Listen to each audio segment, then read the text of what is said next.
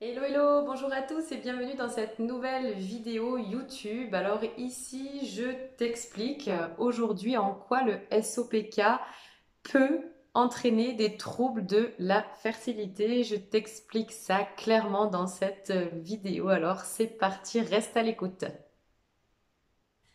Donc, le SOPK est une maladie plutôt d'origine hormonale, bien qu'elle impacte beaucoup le système gynécologique. Elle est caractérisée quand même par, au départ, un trouble endocrinien.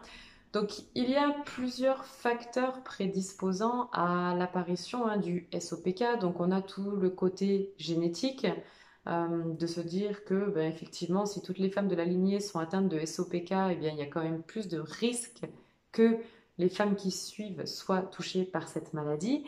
On retrouve bien évidemment tous les facteurs qui sont inclus dans l'hygiène de vie, comme l'alimentation, comme l'activité physique, ou encore tout ce qui est stress, et notamment stress chronique, donc le stress qui se prolonge sur plusieurs semaines, plusieurs mois, voire même plusieurs années. Dans les facteurs prédisposants au SOPK, on retrouve aussi tout ce qui est dérèglement hormonal, donc des excès de certaines hormones ou d'autres hormones qui sont peu présentes, comme les hormones thyroïdes, et on va retrouver aussi l'excès de cortisol. Donc, dans le SOPK, on retrouve l'hyperandrogénie, qui est la présence en trop grande quantité des hormones androgènes ou hormones mâles. On va retrouver un dysfonctionnement ovarien, c'est-à-dire que l'ovulation peut ne pas avoir lieu et donc entraîner de gros troubles du cycle menstruel. Et on va retrouver aussi les ovaires donc polykystiques. Donc il faut savoir quand même ici on parle de kystes, mais en réalité ce sont l'accumulation de plusieurs follicules immatures et qui meurent et qui restent en fait bloqués dans l'ovaire et qui donnent donc cet aspect d'ovaire polykystique. Concernant la fertilité dans le SOPK, eh bien, premièrement, comme on a des cycles irréguliers, en cas de SOPK, eh bien, la fertilité est compromise tout simplement parce que les femmes ne savent pas quand elles ovulent, voire même elles n'ovulent pas du tout sur plusieurs mois. Donc la fertilité est déjà compromise ici.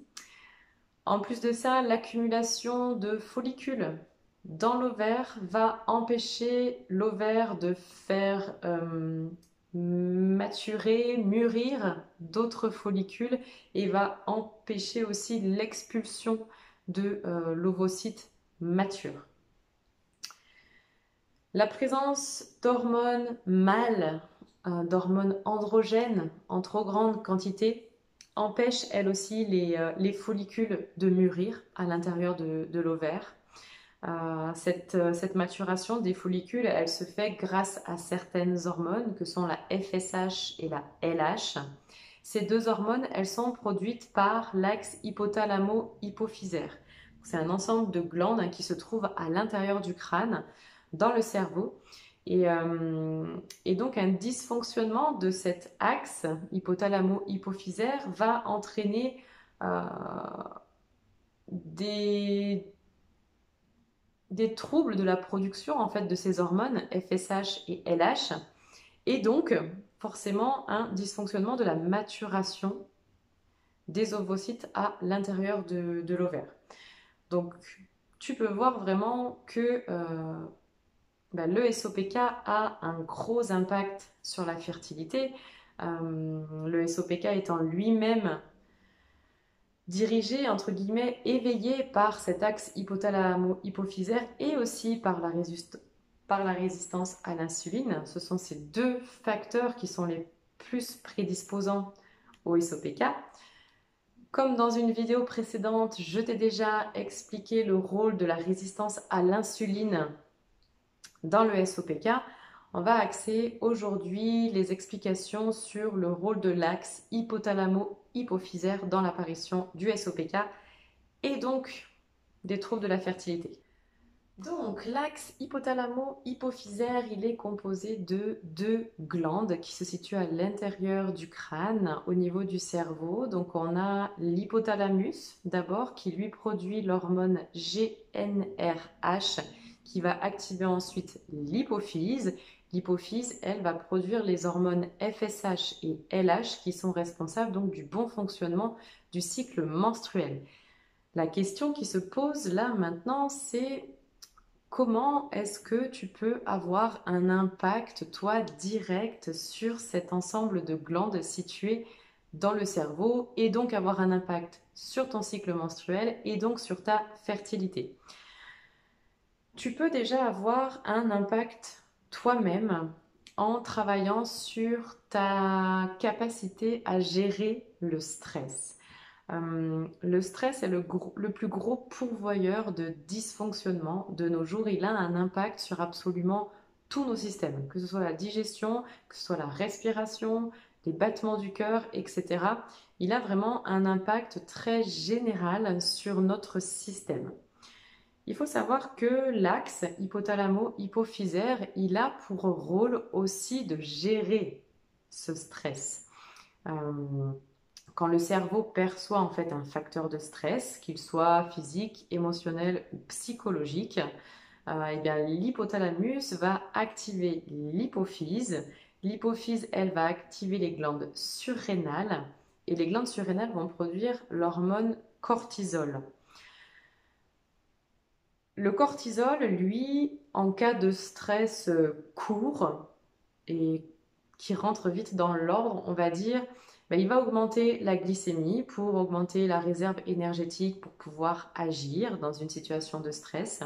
Il va moduler la réponse immunitaire car il a des effets anti-inflammatoires. Et il va bien évidemment influencer nos humeurs et nos émotions. Le but étant de réguler le stress. Quand il y a un stress prolongé, stress chronique, eh bien, le cortisol, lui, il va empêcher l'axe hypothalamo-hypophysaire de faire son job de régulateur de stress. Et petit à petit, on peut voir s'installer des troubles comme l'anxiété, les grosses sautes d'humeur, voire même des dépressions. Et c'est là qu'un cercle vicieux finalement se met en place, dans le sens où tu stresses un peu tous les jours. Ton cerveau n'arrive plus à réguler le stress à cause de ça, et donc tu stresses encore plus, etc., etc. Donc il est primordial d'apprendre en fait à gérer ton stress pour avoir un impact sur l'axe hypothalamo-hypophysaire et donc sur tout ton fonctionnement gynécologique. La gestion du stress, ça commence par se prioriser. Faire en sorte que tous les jours, tu installes une routine qui peut durer que 20-30 minutes, mais une routine durant laquelle tu prends soin de toi. C'est un moment où tous les jours, quoi qu'il arrive, eh ben, tu prends soin de toi, tu fais un truc qui te plaît, qui te fait du bien, tu prends un bain, tu te prends un livre, tu vas marcher, tu fais du yoga, etc., etc. Tu peux utiliser aussi tout un tas de techniques comme les exercices respiratoires, les exercices de méditation, et aussi tout ce qui est visualisation, relaxation, etc. Maintenant, on va voir ensemble le rôle de l'ostéopathie dans le stress, dans la fertilité et dans le bon fonctionnement de l'axe hypothalamo-hypophysaire. Donc, grâce à l'ostéopathie, tu peux avoir un impact vraiment sur l'intégralité de ton système. En ostéopathie, quand on utilise les techniques crâniennes, on peut avoir un impact direct sur les os du crâne qui bougent les uns par rapport aux autres pour faire en sorte que tout fonctionne, que rien n'est bloqué, que tout est mobile et que donc la fonction cérébrale n'est pas perturbée par la boîte crânienne. Par les techniques crâniennes, on a aussi un impact sur les méninges. Alors, les méninges qui entourent tout le système nerveux et qui sont très sensibles au stress, mais aussi à tout ce qui est choc physique. Les méninges permettent aussi la bonne circulation de tous les liquides à l'intérieur du crâne et donc une bonne vascularisation du cerveau, un bon apport en oxygène et un bon fonctionnement. Euh, Maintenant, en ostéopathie, on peut aussi avoir un impact sur la circulation sanguine, sur la circulation veineuse et donc sur le nettoyage aussi des toxines en travaillant directement sur les artères, sur les veines et sur le système lymphatique. L'objectif étant que ben, tous les nutriments soient bien apportés aux zones concernées et qu'il n'y ait pas d'accumulation de toxines qui pourraient perturber le bon fonctionnement. Bien évidemment, on va utiliser l'ostéopathie somato-émotionnelle, même pour travailler sur l'axe hypothalamo-hypophysaire. L'axe hypothalamo-hypophysaire a une symbolique.